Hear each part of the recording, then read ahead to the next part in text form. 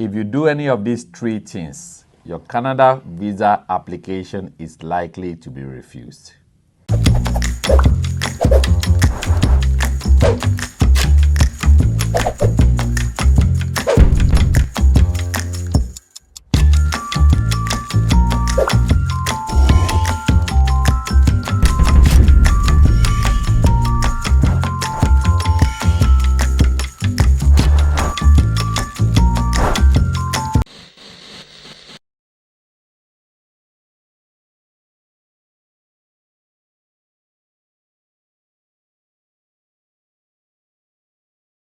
My name is Taiwo Olalere. I'm a Canadian immigration lawyer.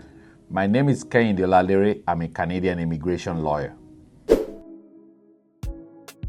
Number one, if you submit fake bank statements with your Canada visa application, your application is likely to be refused.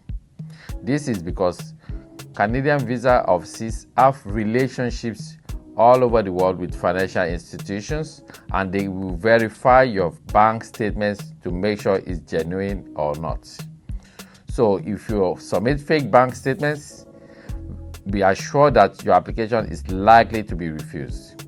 Before refusing your application, they will send you what we call a procedural fairness letter, or sometimes people call it PFL, procedural fairness letter. A procedural fairness letter is just to ask you to explain yourself because you've received certain information about your bank statements that is not genuine.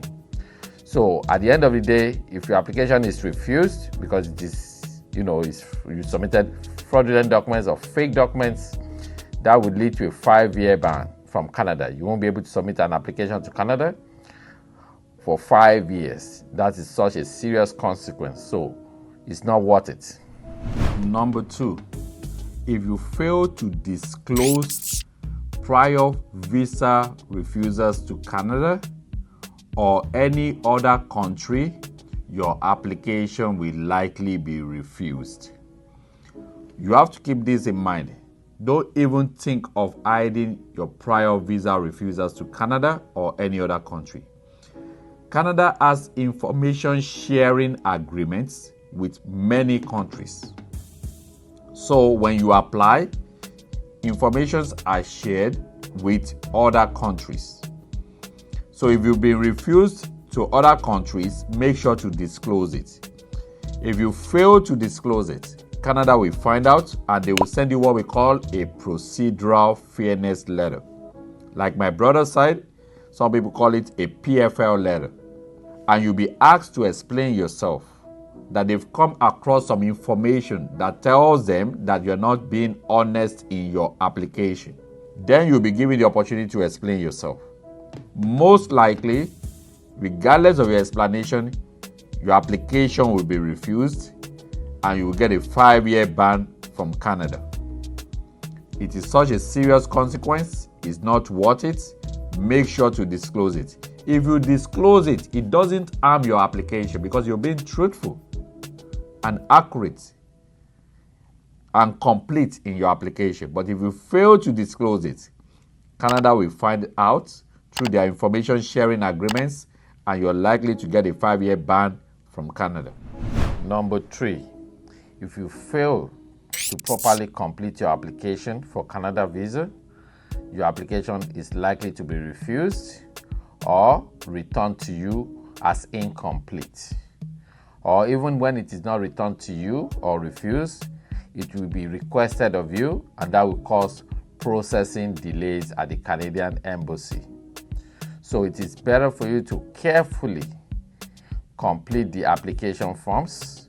If you're not sure of what to do, it's better to just get a very good lawyer, a Canadian immigration lawyer that can assist you in completing the application forms properly.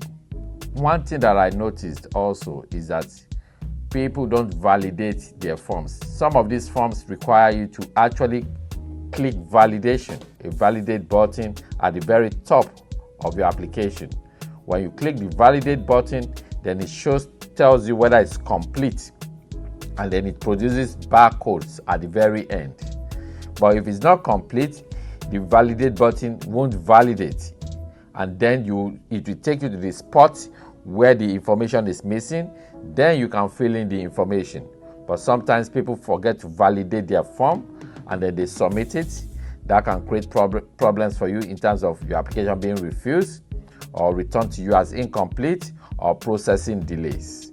Very, very important to take note of this.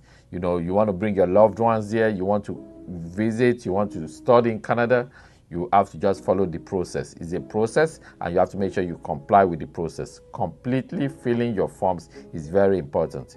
If there's a part of the form that doesn't apply to you, don't leave it empty, don't leave it blank.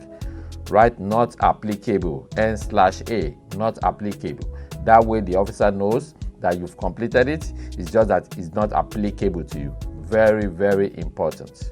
Sometimes too, you see the validate button at the bottom too. It's at the top and at the bottom. So don't forget that as well.